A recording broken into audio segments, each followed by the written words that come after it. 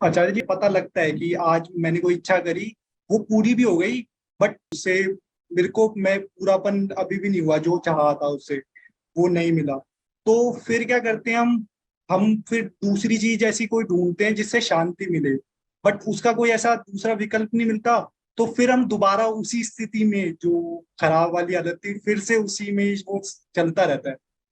तो यहाँ पर हम क्या करें जब हम जान गए हैं कि हालत अभी खराब है हमारी, तो फिर क्या हमारा नेक्स्ट वो होना चाहिए? नहीं, मिलता नहीं है या महंगा मिलता है विकल्प? जो कहानी सुनाई है ना, ये बुद्धू बनाने वाली कहानी है। इन्होंने कहा कि दिख भी जाता है कि गलत फंसे हुए हैं, दम घुटता भी है, तो अपनी वर्तमान स्थिति का विकल्प तलाशते हैं तो विकल्प मिलता नहीं है, तो फिर पुरानी ही स्थिति से संतोष करना पड़ता है। यही है ना कहानी। हम्म। हम्म।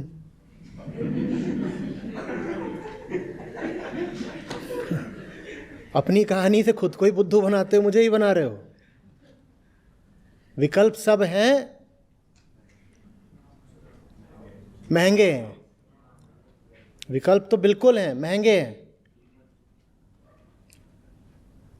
जैसे कोई घटिया नौकरी करे और वहाँ पे बॉस भी घटिया, और वो दुत्कार दे, तो एकदम तन्ना करके आए हैं अपने सिस्टम पर कि रेजिग्नेशन लिख रहा हूँ, और रेजिग्नेशन लिखने से पहले naukri.com खोल लिया कि देखें विकल्प क्या है। अब विकल्प तो हैं पर उतना पैसा नहीं मिल रहा जितना अपने यहाँ मिल रहा है, तो बस सेव एज ड्राफ्ट। वो मेल लिखी जाती है और ड्राफ्ट में चली जाती है। वो लिखी भी नहीं गई, वो पहले का ड्राफ्ट था जो आज फिर खुला था, फिर वो ड्राफ्ट में ही चला जाएगा। विकल्प सब होते हैं बेटा, विकल्प कैसे नहीं होते?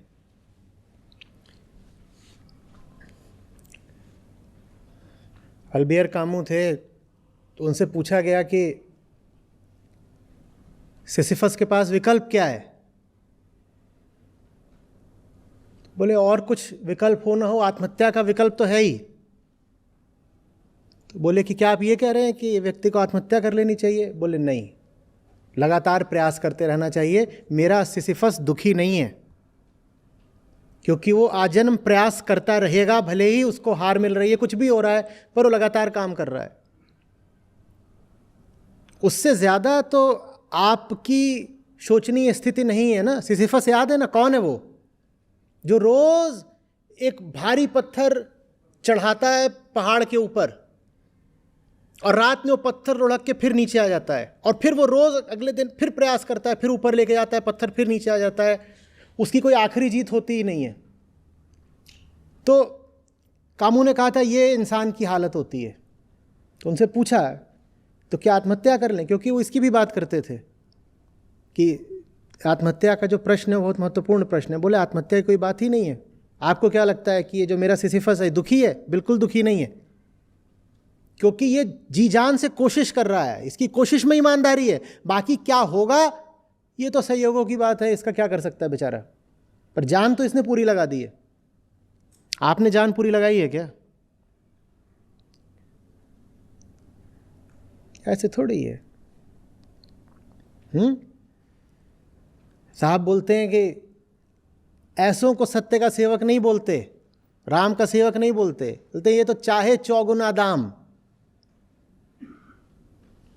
ये काम निष्काम नहीं कर रहे हैं, ये चौगुना दाम मांग रहे हैं। चौगुना दाम मांगते हैं, जब मिलता नहीं तो कहते हैं माल खराब है। विकल्प कैसे नहीं है भाई? विकल्प तो बिल्कुल है, पर विकल्प आपकी शर्तों पर आपको नहीं मिलेगा। विकल्प के लिए आपको अपनी शर्तें त्यागनी होंगी।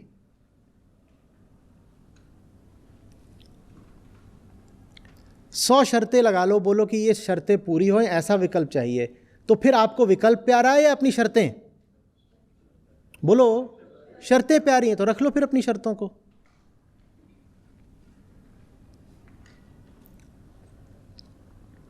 ये भी चाहिए, वो भी चाहिए, स्वर्ग भी मिल जाए, संसार भी न छिने।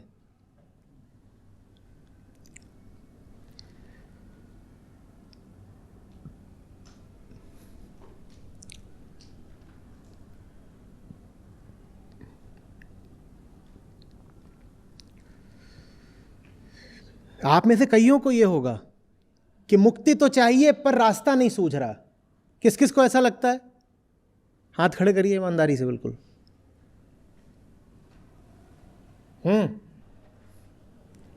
तो ये जो आपने हाथ उठाए हैं ये कह के कि रास्ता नहीं सूझता, देखिए रास्ता है। वेदांत बार बार बोलता है ना, बेबसी की बात नहीं है, चुनाव की बात है। रास्ता है, आप उस रास्ते को अभी चुन नहीं रहे।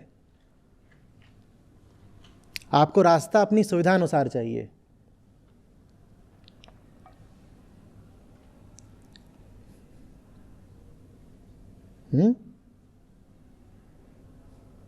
रास्ता है।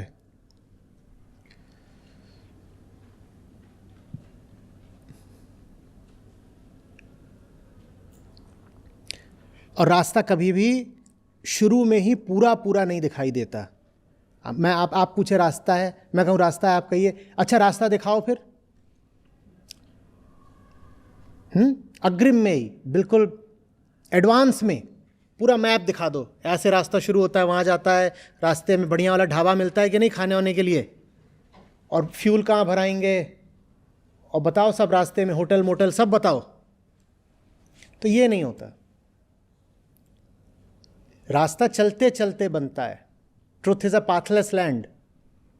वो पाथ अगर बनता भी है तो स्वयं आपके चलने से बनेगा, स्वयं आपके चलने से बनेगा। कोई आपको बना बनाया रास्ता नहीं देगा। मैं अकेला ही चला था जानिबे मंजिल, मगर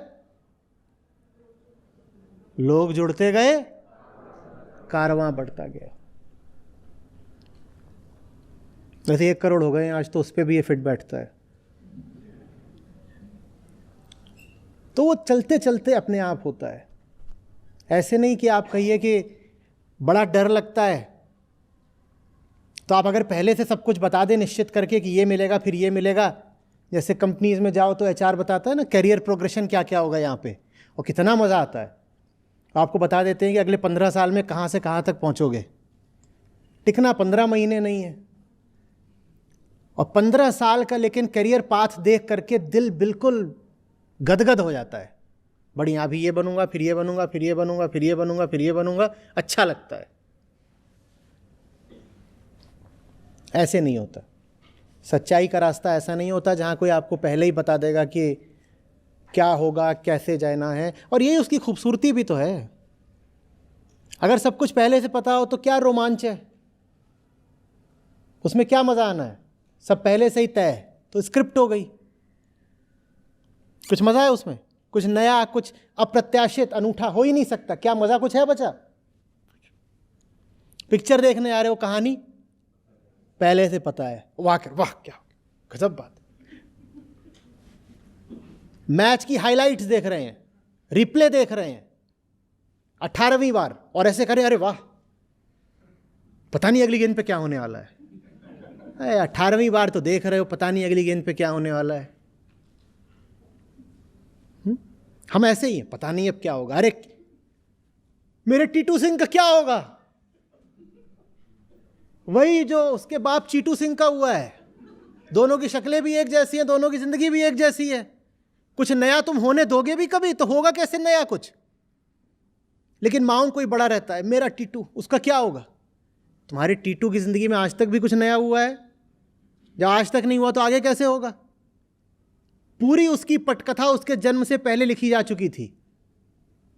कुछ नया कहाँ होने वाला है बताओ ना मुझे तुम। लेकिन ऐसे हाय राम, न जाने अब क्या होगा, न जाने क्या होगा। भक्त बेईमान, सब कुछ पहले से तय करके बैठी है और ऐसे कर रही है, पता नहीं क्या होगा, हाय क्या होगा। कुछ नया नसीब वालों के साथ होता है। सबसे अभागे वो होते हैं जिनके साथ सब कुछ तयशुदा होता है। हम अभागे लोग हैं, हमारे साथ कुछ नया नहीं होता। बताइए ना आपकी ज़िंदगी में ऐसा क्या हो रहा है जो आपके पुरखों के साथ नहीं हुआ था? बताइए, एक भी चीज़ बताइए, बताइए। कुछ भी है? थोड़े तौर तरीके बदल गए होंगे, और क्या बदला है? सब कुछ वही तो कर रहे हो जो होता आया है आदिकाल से। हाँ या ना? और उसकी आदत लग जाती है कि सब तयशुदा ही पता हो। तो फिर मुक्ति का भी हम तयशुदा रास्ता मांगते हैं। मुक्ति का राजपथ बताइए आचार्य जी, कहां से बताएं? खुला आकाश है, राजपथ है तो ही नहीं वहां। होता तो हम ही ना चल लेते, हमें पता था कुछ?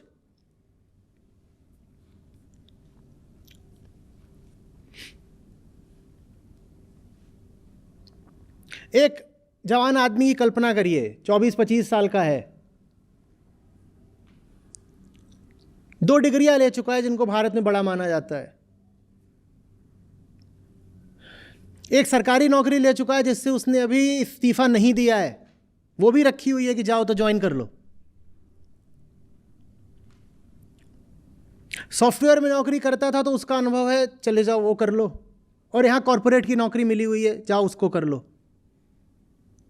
किसी भी तरीके से उस वक्त कोई भी आदमी, यहां तक कि वो जवान लड़का भी, ये कल्पना कर सकता था कि आज वो ये कर रहा होगा। और अगर कल्पना करके योजना बना के किसी रास्ते पर चलता तो क्या आज यहां पहुंच पाता? क्या मेरी कोई भी योजना मुझे यहां ला सकती थी? हाँ, मेरी योजना मुझे शिकागो ले जाती, कैलिफोर्निया ले जाती, लंदन ले जाती, लेकिन उन जगहों पर तो इतने लोग पहले ही भरे हुए हैं, लंदन की भीड़ का क्या कहना, खचाखच। क्या करना वहां जाके? या किसी सरकारी बंगले में ले जाती, उसमें भी इतने भरे हुए हैं, अंग्रेजों ने बनवाया था वो बंगला, तब से कितने आए कितने गए, क्या करना है उसमें घुस के?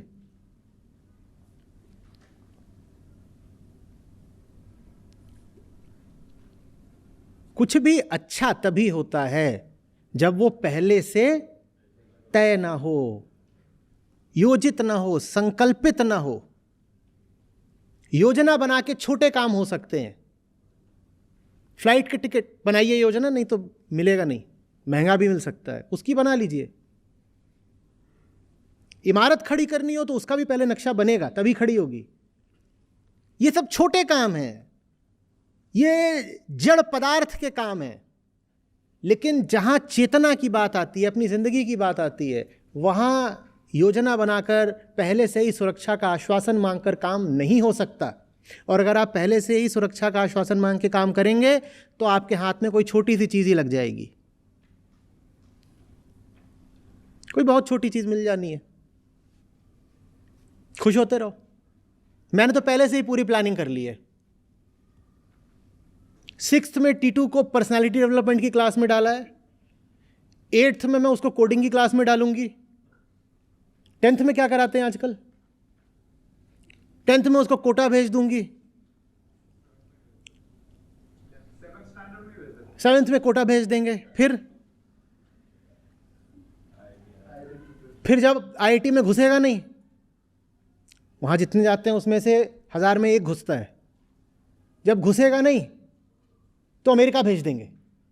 और अमेरिका भेजने के लिए पैसे हम पिछले 10 साल से इकट्ठा कर ही रहे हैं। यही तो कहलाएगा ना अमेरिका से पढ़ के आया। अमेरिका की किसी घटिया यूनिवर्सिटी से भी आ गया तो कौन अमेरिका में पढ़ा है, और कुछ होगा नहीं, रंग तो गोरा हो ही जाएगा अमेरिका में रह के, जलवायु अच्छी है वहां की, क्या मिलेगा इसमें? हाँ तो मैं जानता नहीं क्या।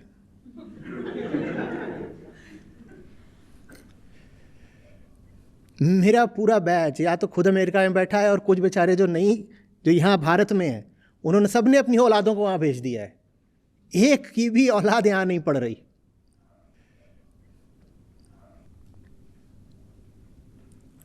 और मैं बिल्कुल नहीं कह रहा हूँ कि इस प्लानिंग से कुछ मिलता नहीं, मिलता तो है, पर जो मिलता है वो इतना ही सा होता है बस। हिम्मत दिखाइए एक खुली जिंदगी जीने की, एक जिंदगी जिसमें थोड़े खतरे हों। हाँ, चेतना के खतरों का जोखिम उठाना चाहिए ना। जड़ पदार्थ में वो नहीं उठाना चाहिए।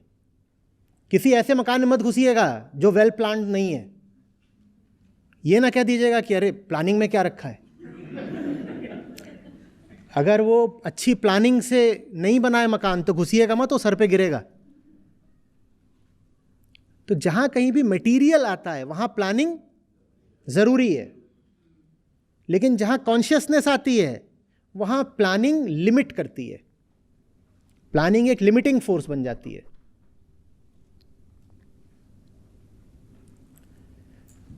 समझ में आ रही है बात?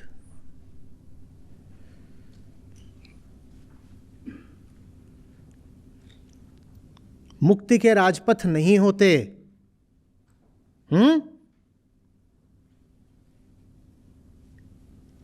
कृष्णमूर्ति थे, उनको खड़ा करा था थियोसॉफिकल वालों ने, बोले आज इनका राज्याभिषेक होगा, युवराज अब सिंहासन पर बैठेगा। युवराज ने कुछ और ही बोले, रखो सब अपना, truth is a pathless land, नहीं चाहिए। अब जिस क्षण उन्होंने छोड़ा होगा, सोचो वो तैयार किए गए थे, 15 साल का प्रोजेक्ट थे, 15 साल तक उनमें खूब निवेश किया गया, उन्हें खूब पढ़ाया गया, और भारत में शिक्षा पूरी नहीं हो पाती तो उनको बाहर ले गए, विदेश में पढ़ाया। बहुत गरीब घर से आए थे, उनको उठा के लाए थे, छोटे से थे। उनको बोलने से लेके कपड़े पहनने से लेकर के ज्ञान तक सब एक प्रोजेक्ट के तहत दिया गया था। लेकिन उनको चूंकि ज्ञान मिल गया तो उन्होंने कहा ये प्रोजेक्ट गड़बड़ है, मैं नहीं शामिल हो रहा उसमें। जब छोड़ा होगा तब की सोचिए। एक व्यक्ति को सीधे सीधे किया जा रहा है वर्ल्ड लीडर बनने के लिए, वर्ल्ड टीचर बनने के लिए, विश्व गुरु बनने के लिए उनको तैयारी किया गया है, और वो कह रहा है आई रिफ्यूज, नहीं चाहिए। हौसला चाहिए ना, जिगर की बात है ना ये। हाँ, और उन्होंने उस दिन अगर मान लिया होता तो हमें कृष्णमूर्ति नहीं मिलते।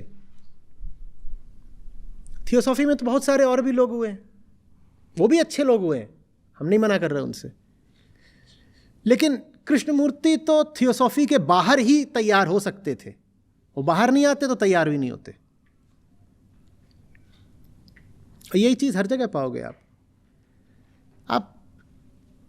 वर्धमान महावीर की सोचिए, आप गौतम बुद्ध की सोचिए तो सही ना। अब तो वो एक लेजेंड बन गए हैं, फोकलोर, हमारे लिए वो एक जन कथा बन के रह गए हैं बस।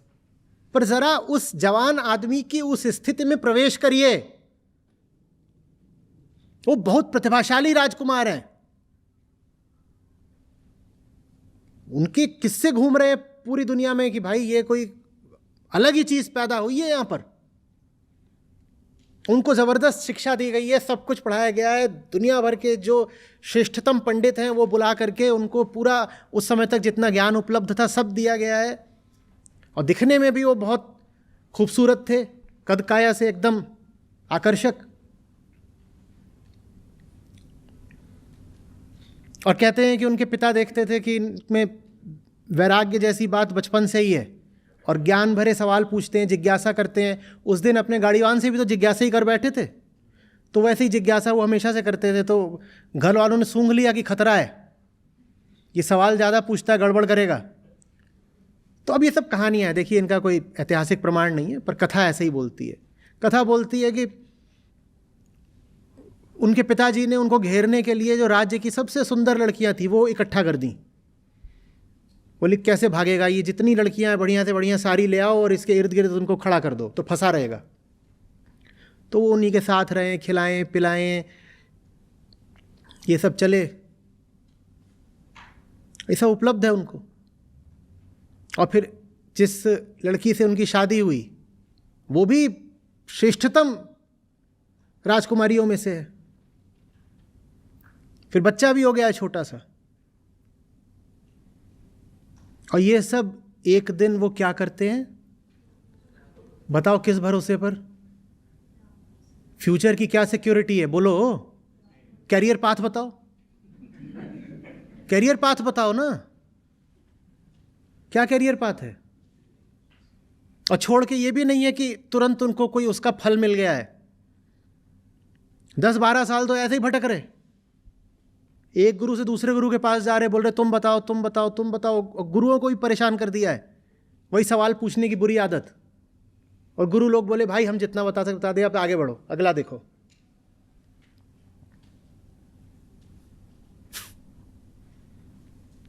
और अंततः जब उनको बात समझ में आने लगी तो उनको सुनने वाला कोई मौजूद नहीं। बोले हम वो बताएंगे ही नहीं, दुनिया में लोग ही नहीं जो हमारी बात को समझेंगे। फिर किसी तरीके से उनको ठेला गया कि भाई कुछ बोलो। जब बोले तो भी सुनने वाले मुट्ठी भर लोग। तो 30 साल तक भटकते रहे, इधर से उधर भटक रहे। अपनी ज़िंदगी में उन्हें ऐसा थोड़ी है कि उन्हें कोई बहुत सफलता मिल गई थी। उनके जाने के 100-200 साल बाद से बौद्ध धर्म ने फैलना शुरू करा है। ठीक वैसे ही जैसा जीसस के साथ हुआ था। जब तक वो थे तब तक कौन सी ईसाइयत थी। जब वो चले गए हैं तब सब इन्होंने, मैथ्यू वगैरह ने मिल करके बाइबल तैयार करी, नया वाला टेस्टामेंट, और फिर बात आगे बढ़ाई। वो भी उनके मरने के बहुत बहुत सालों बाद हुआ सब।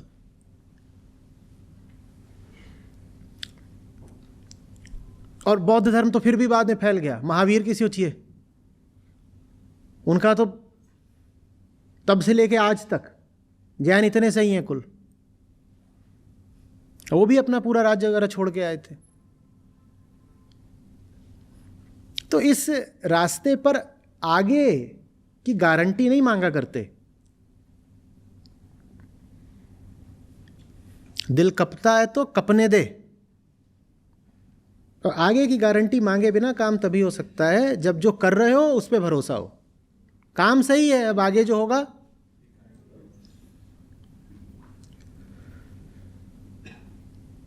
निष्काम कर्म के लिए वो फिल्मी गीत है, सोचना क्या, जो भी होगा देखा जाएगा। बढ़िया।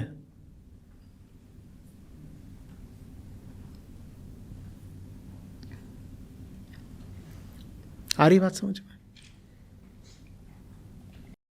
तो सर इस चीज का फिर हमें अभ्यास करना पड़ेगा। हाँ, अभ्यास करना पड़ता है। और डर तो लगता ही है। डर के साथ जीना सीखना पड़ता है कि हाँ डर है, लग तो रही है। दुख है, हम दुख को भी देख लेंगे। वैसे ही डर है। काहे को झूठ बोलना कि डर नहीं लगता? किसको डर नहीं लगता? भाई मुझे तो लगता है, आपको नहीं लगता होगा शायद।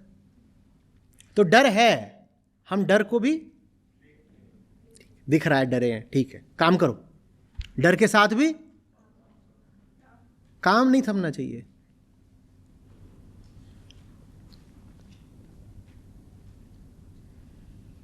ठीक है? ठीक है सर।